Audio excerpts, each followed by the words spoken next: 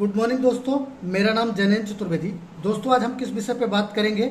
आज हम बात करेंगे कि आपका पीएसएस पे जो 11 केवी की आउट गोइंग फीडर होते हैं, ठीक है। तो आउट गोइंग फीडर का चूंकि लोड किस पे मेजर किया जाता है? एम्पियर में मेजर किया जाता है। तो वो जो एम्पियर का लोड, वो एम्पियर जो फीडर है, आउट गोइंग का फीडर, वो किसी न किसी पीटीआर से फीड होगा। तो जैसे हमने यहाँ पर दिखाया हुआ है दो पीटीआर, मान लीजिए आपका ये पीटीआर 1 हमने दिखाया और ये आपका पीटीआर 2। मान लीजिए कि आपका पीटीआर 1 से कोई एक फीडर फीड हो रहा है और पीटीआर 2 से आपके कोई दो फीडर फीड हो रहे हैं, मतलब आउट गोइंग के फीडर की बात कर रहा हूँ, ठीक है। तो आपका जो ये आउट गोइंग का फीडर है, इसका मान लीजिए कुछ लोड है, ठीक है, 11 के भी साइड पे बात कर रहा हूं, और पीटीआर 2 से जो आपके दो फीडर जा रहे हैं आउट गोइंग के, उसका कुछ लोड है। तो अब मेरे को ये जानना है कि आखिर जो पावर ट्रांसफार्मर है इसमें कितना लोड हो रहा है। चूंकि ये पावर ट्रांसफार्मर की एक कैपेसिटी है, मान लो ये 5 MVA के अपने पावर ट्रांसफार्मर है। तो मुझे ये जानना है कि आखिर जो आउट गोइंग फीडर हैं उसका लोड MVA में कितना है। क्योंकि हमारे पास डिटेल किस में मिल रही है? एम्पियर में, 11 केवी फीडर का। अगर आपका मान के चलिए स्काडा इनेबल्ड पीएसएस नहीं है, तब के केस पे तो आपको क्या है, एम्पियर से कन्वर्ट करना पड़ेगा। तो अब हम चलते हैं आगे। इतना समझ में आया ना?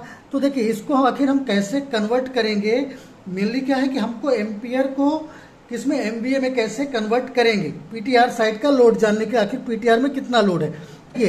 तो मतलब पहले जो पीटीआर से फीड हो रहा है उसका 86 एम्पियर लोड है, और दूसरे जो पीटीआर से फीड हो रहा है आउट गोइंग के फीडर हैं उसका 31 लोड है, और एक में 5 एम्पियर का, मान लीजिए एक डेडिकेटेड टाइप का फीडर है तब के केस पे, ठीक है। तो ये यहाँ पर हो गया। अब इसको आप क्या करिए, ये पावर लिखा हुआ है, चूंकि आपका पावर किस में, हम ये यहाँ पर किस पे बोला जा रहा है, पावर आपका यहाँ पर हो जाएगा MVA के लिए। चूंकि हमने यहाँ पर लिखा कितना, 1 MVA, तो 1 MVA इज इक्वल टू कितना हो जाएगा, 1000 VA के बराबर होगा, is equal to 1.732 into 11 into 1000 into इसको। तो अब आप क्या करिएगा, ये आपका यहाँ पर 1000 VA लिखा हुआ है, तो इस 1000 मतलब 10 टू द पावर 6 लिखा हुआ है, ठीक है। तो ये 1000 से 1000 इधर का कट गया, मतलब ये कितना बचा, 1000 VA बचा, इज इक्वल टू हो जाएगा आपका कितना, 1.732 इंटू 11 इंटू आपका कितना हो जाएगा, 122, ठीक है। तो आपका ये उसी तरह से लिख दिया, 1000 VA इज इक्वल टू आपका कितना आ गया, 2324.34, ठीक है। तो अब अगर आप इसको क्या वोल्ट एम्पियर, बस 1 VA is equal to volt ampere is equal to 2324.34 divided by आप कितना कर दीजिए 1000। तो ये 1 VA is equal 1 volt ampere is equal to कितना, 2.32 आएगा, ठीक है। हमारा मेन मोटिव क्या है, हमको कन्वर्ट करना है, हमें ये जानना है कि आखिर ये जो एम्पियर दिया गया है ये MVA में कितना होगा।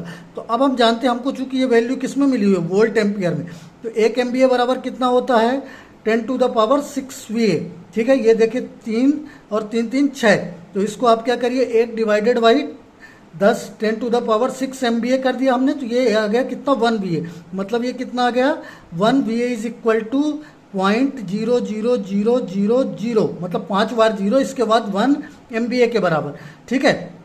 ये 1 VA इज इक्वल टू आ गया। तो मैं क्या किया कि यहाँ पर आपका इसकी जगह पे आप क्या करिए, 0.1 VA की जगह पे अब इस वैल्यू को आप ले जाके कहाँ पर पुटअप कर दीजिए, ये जो 1 VA की ये वैल्यू आई है इसको आप उठा के यहाँ पर पुटअप कर दीजिए, ठीक है। तो ये यहाँ पर लेके गए तो कितना हो गया, 0.0004 time 0 1 MVA is equal to 2.32, ठीक है। तो इसका अगर हम डेसिमल हटाएंगे तो कितना हो जाएगा, 1 डिवाइडेड बाई ये आपका 10 टू द पावर कितना हो गया, 6 MVA इज इक्वल टू 2.32।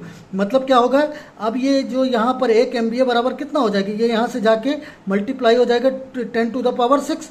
मतलब ये अगर इसको MVA में कन्वर्ट करना है तो 2 इंटू 2.32 इंटू ये आपका एक के बाद कितने, 60, ठीक है, 1 2 3 4 5 6।